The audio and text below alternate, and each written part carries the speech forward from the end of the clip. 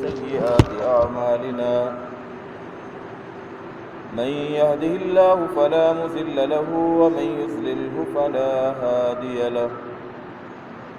وأشهد أن لا إله إلا الله وحده لا شريك له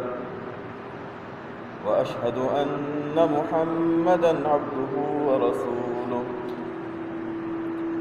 أما بعد فإن خير الحديث كتاب الله وخير الهدي هدي محمد صلى الله تعالى عليه وآله وسلم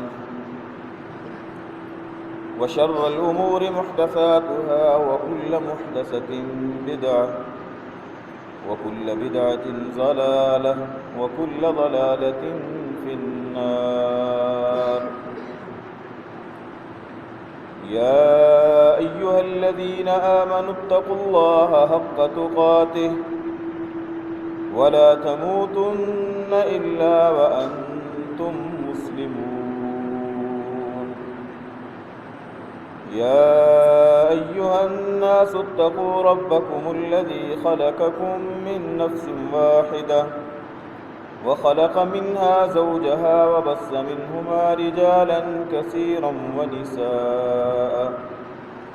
واتقوا الله الذي تساءلون به والأرحام إن الله كان عليكم رقيبا يا أيها الذين آمنوا اتقوا الله وقولوا قولا سديدا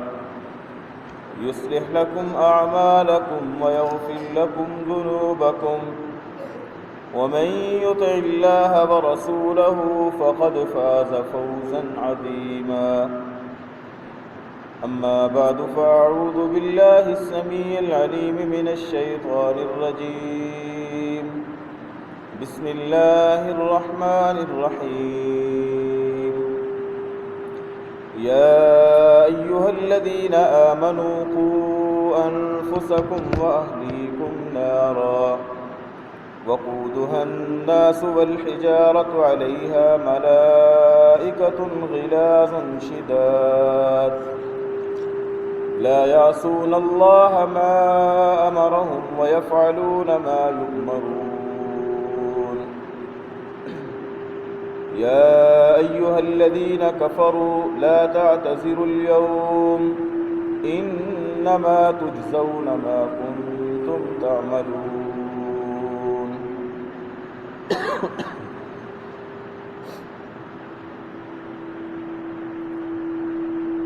اللہ رب العزت کے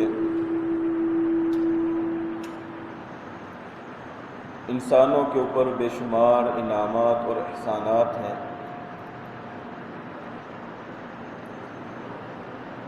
جن میں سے ایک احسان یہ بھی ہے کہ اللہ رب العزت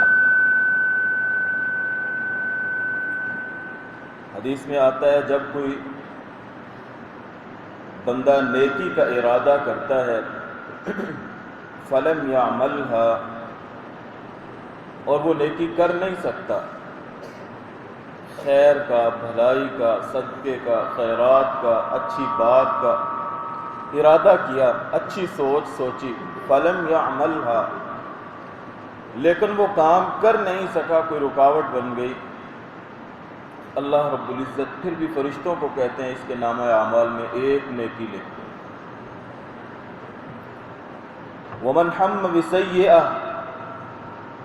اور جو برائی کا ارادہ کرتا ہے اللہ فرشتوں کو کہتا ہے رکے رہو ابھی، حتیٰ کہ بندہ برائی کر لیتا ہے اللہ پھر بھی کہتے ہیں رک جاؤ،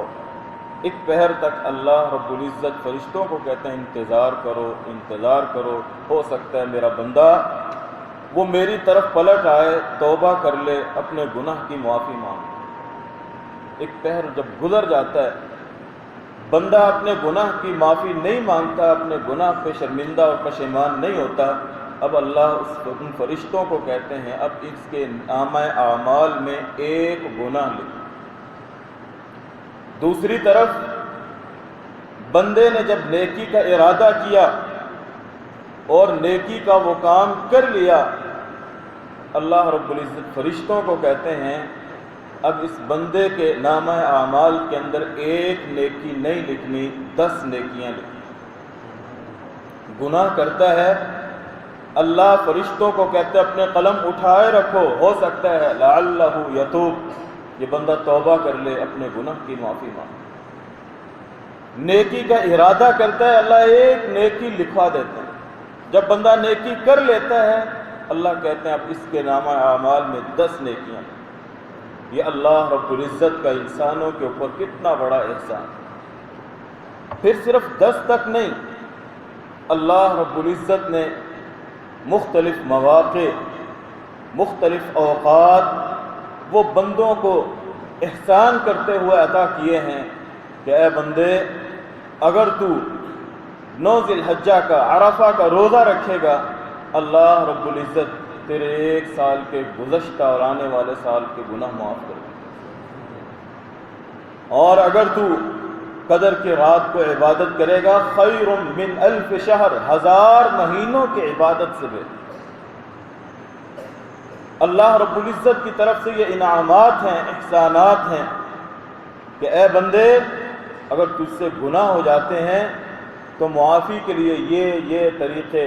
اور یہ اوقات میں نے مقرر کیے ہیں، جب میں نیکیوں کی جو مد ہے اس کو بڑھا دیتا ہوں، نیکیوں کو جو میں اپنے فرشتوں کو کہتا ہوں کہ لکھو، وہ لکھتے جاتے ہیں، ایک کی بجائے 7، 10، 70، 700 گنا، الی اضعاف کثیرہ۔ اللہ تعالیٰ کہتے ہیں بے شمار نیکیاں اس بندے کے نامہ اعمال میں دی۔ یہ ہے اللہ رب العزت کا احسان۔ صحابہ کرام نیکیوں کے ان اوقات کو، نیکیوں کے ان لمحات کو کس قدر غنیمت جانتے تھے، باوجود اس بات کے کہ زبان نبوت سے ان لوگوں کے لیے جنت کی بشارت۔ قرآن ان کی رشد و ہدایت کا اعلان کرتا ہے اور ان کے لیے معافی کا اعلان کرتا ہوا دکھائی دیتا ہے۔ آپ صلی اللہ علیہ وسلم جنت کے اندر ان کے محل دیکھ کے آئے، ان کے گھر دیکھ کے آئے، جنت کے اندر ان کی آوازیں سن کے آئے، جنت کے اندر ان کی تلاوت کرتی ہوئی زبانیں وہ سن کے آئے، لیکن اس کے باوجود ان کی تڑپ دیکھیں، وہ جنت کے شوق میں، جہنم کے ڈر میں کس قدر اللہ رب العزت کا خوف اپنے دلوں میں رکھنے والا۔ نیکی کی تڑپ اور نیکی کی لگن کس قدر ان لوگوں کے دلوں میں ہے۔ آپ صلی اللہ علیہ وسلم کی زبان سے کوئی بات سنتے ہیں،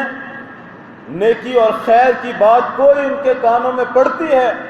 فوری طور پہ ارادہ کر لیتے ہیں کہ ہم نے اس نیکی کے کام کو کرنا۔ رسول اکرم صلی اللہ علیہ وسلم نے ایک دن بیان کیا، من احل بحجۃ او عمرۃ من المسجد الاقصى الى المسجد الحرام، کہ جو بندہ جہاں بھی ہے وہ اپنے گھر سے مسجد اقصی پہنچے، بیت المقدس پہنچے، اور وہ بیت المقدس پہنچ کے تلبیہ پکارے، احرام پہنے حج کے لیے یا عمرے کے لیے، رسول اکرم صلی اللہ علیہ وسلم فرماتے ہیں غفر له ما تقدم من ذنبه، اللہ اس انسان کی سابقہ زندگی کے سارے گناہ معاف کر دے۔ فرمایا وما تأخر،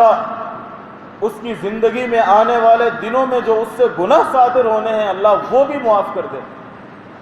تیسری فضیلت آپ نے بیان کی، وَوَجَبَتْ لَهُ الْجَنَّةُ، اس بندے کے لیے جنت واجب ہو جاتی۔ 3 بشارتیں دیں آپ صلی اللہ علیہ وسلم نے